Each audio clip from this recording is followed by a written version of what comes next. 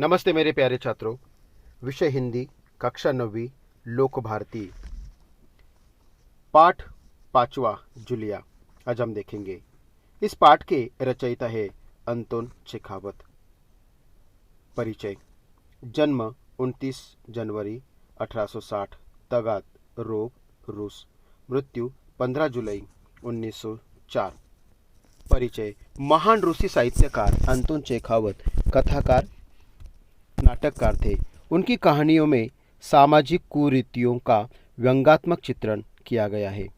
प्रमुख कृतियाँ: a dreary story, the wine उपन्यास, Anna on the neck, a bad business, the bird market, old age, Grisha आदि कहानियाँ, युवानोव, the cherry orchard आदि नाटक।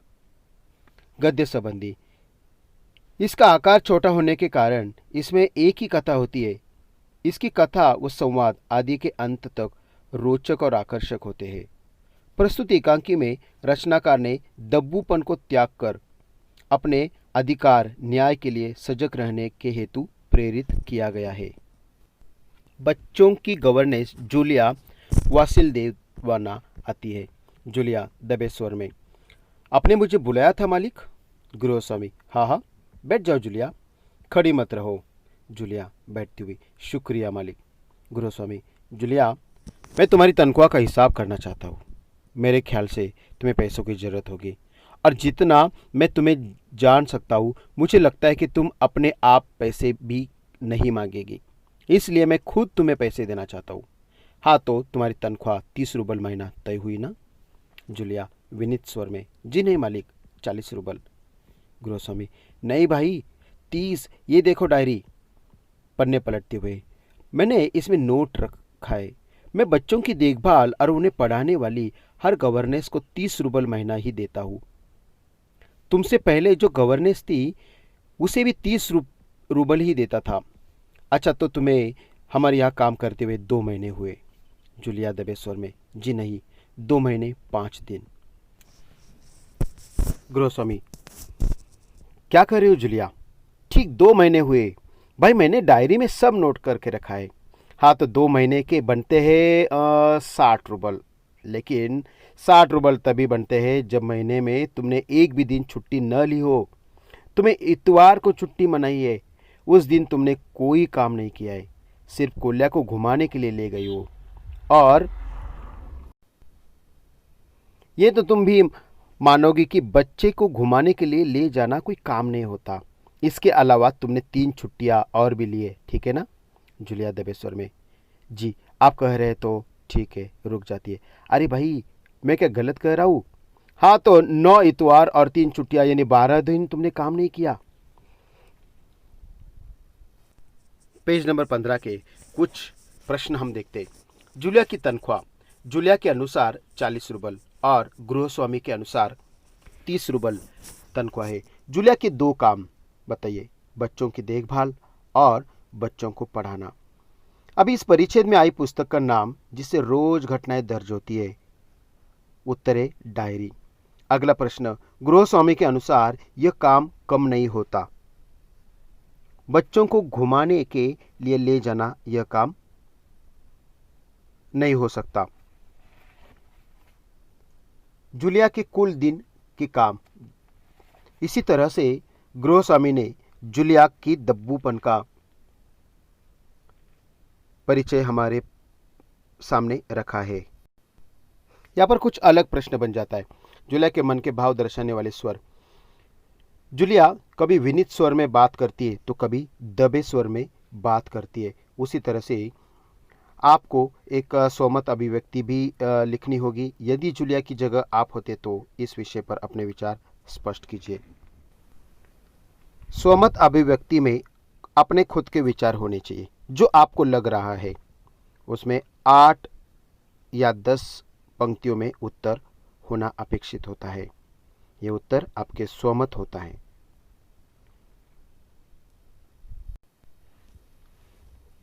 उधर कोल्या के 4 दिन बीमार रहा और तुमने सिर्फ वान्या को ही पढ़ाया। पिछले हफ्ते शायद 3 दिन दांतों में दर्द रहा और मेरी पत्नी ने तुम्हें दोपहर बाद छुट्टी दे दी थी। तो 12 और 7 19, 19 नागे। हाँ तो भाई घटाओ 60 में से 19, कितने रह गए? 41 रुबल, ठीक है ना। जूलिया रुआसी हो जाती है और रोते हुए स्वर में कहती है, गुरुस्वामी पन्ने पलटते हुए, हाँ यदि आया, 1 जनवरी को तुमने चाय की प्लेट तोड़ी, प्याली तोड़ी, प्याली बहुत कीमती थी, मगर मेरे भाग्य में तो हमेशा नुकसान उठाना ही बदा है। मैंने जिसका भला करना चाहा उसने मुझे नुकसान पहुंचाने में कोई कसर नहीं छोड़ी। खैर मेरा भाग्य है, हाँ, तो मैं प्याली के 2 रूबल ही काटूंगा। अब देखो, उस दिन तुमने ध्यान नहीं दिया और वहाँ किसी टहनी की खरोच लगने से बच्चे की जैकेट फट गई, 10 रूबल उसके गए। इसी तरह तुम्हारी लापरवाही की वजह से घर की सफाई करने वाली नौकरानी मारिया ने वान्या के नए जूते चुरा लिए। रुककर, तुम मेरी बात सुन भी रही हो या नहीं सुन रही हो? जूलिया, जी सुन रही है गुरुस्वामी। हाँ ठीक है, अब देखो भाई, तुम्हारा काम बच्चों को पढ़ाना और उनकी देखभाल करना है। तुम्हें इसी के तो पैसे मिलते हैं। तुम अपने काम में ढील दोगी तो पैसे कटेंगे या नहीं कटेंगे? मैं ठीक कह रहा हूँ ना?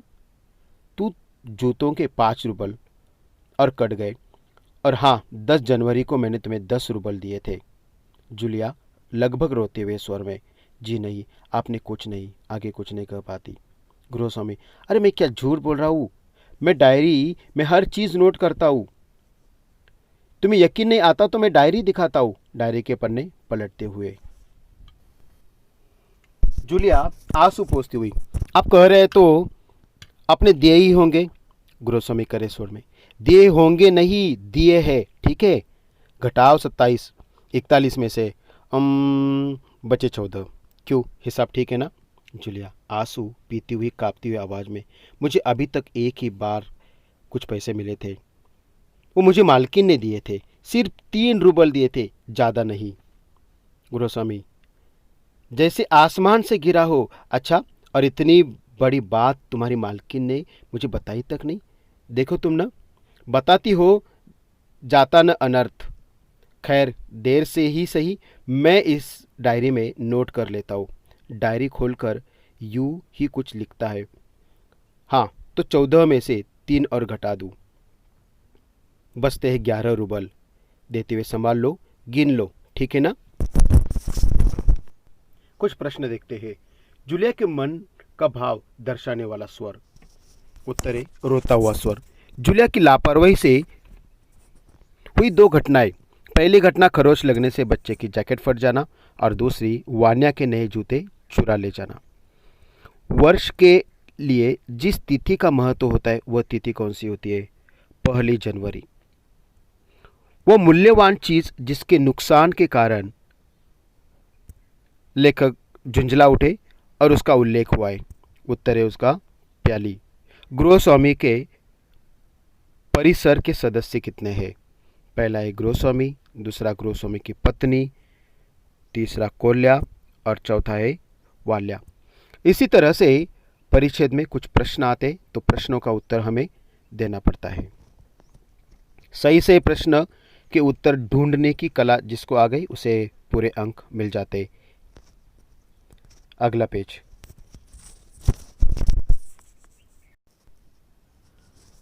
जूलिया कांपते हाथों से रूबल लेती है, कांपते ही स्वर में कहती है, जी धन्यवाद। गृहस्वामी अपना गुस्सा नहीं संभल पाता, ऊंचे स्वर में लगभग चिल्लाते हुए कहते, तुम मुझे धन्यवाद दे रही हो जूलिया, जबकि तुम अच्छी तरह जानती हो कि मैंने तुम्हें ठग लिया है, और हाँ तुम्हें धोखा दिया है, तुम्हारे पैसे हड़प लिए हैं, और तुम इसके बदले मुझे धन्यवाद दे रही हो। गुस्से में आवाज़ चढ़ाते हैं। गुस्से में उनकी आवाज़ कांपने लगती है। जूलिया, जी हाँ मालिक। गृहस्वामी गुस्से से तुलाने लगता है, जी हाँ मालिक, जी हाँ मालिक, क्यों क्यों जी हाँ मालिक? जूलिया डर जाती है, भयभीत स्वर में कहती है, क्योंकि इसके पहले मैंने जहाँ जहाँ काम किया है उन लोगों ने तो मुझे 1 पैसा तक नहीं दिया है। आप कुछ तो दे रहे हो। गृहस्वामी, उन लोगों ने तुम्हें 1 पैसा तक नहीं दिया जूलिया, मुझे ये बात जानकर जरा भी आश्चर्य नहीं हो रहा है। स्वर धीमा करके, जूलिया मुझे इस बात के लिए माफ़ कर देना, मैंने तुम्हारे एक साथ एक छोटा सा मजाक किया, एक क्रूर मजाक, पर मैं तुम्हें सबक सिखाना चाहता था। देखो जूलिया, मैं तुम्हारा एक पैसा नहीं मारूंगा। जेब से निकालकर, ये तुम्हारे 80 रुपये है, मैं अभी इन्हें तुम्हें दूंगा, लेकिन इससे पहले कि मैं तुमसे कुछ पूछना चाहूँगा जूलिया। क्या ये ज़रूरी है कि इंसान भला कहना लाने पर भी इतना दब्बू, भीरू, बोधा बन जाए कि उसके साथ जो अन्याय हो रहा है उसका विरोध तक न कर पाए, बस खामोश रहे और सारी जातदिया सहता न जाए? नहीं जूलिया, नहीं। इस तरह खामोश रहने से काम नहीं चलेगा।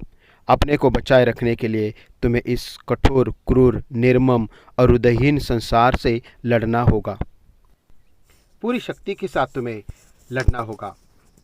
मत भूलो जूलिया, इस संसार में दब्बू और रीढ़ रहित लोगों के लिए कोई स्थान नहीं है, कोई स्थान नहीं। इसी तरह से पेज नंबर 17 के कुछ प्रश्न हम देखेंगे। जूलिया द्वारा लोगों की गृहस्वामी से तुलना।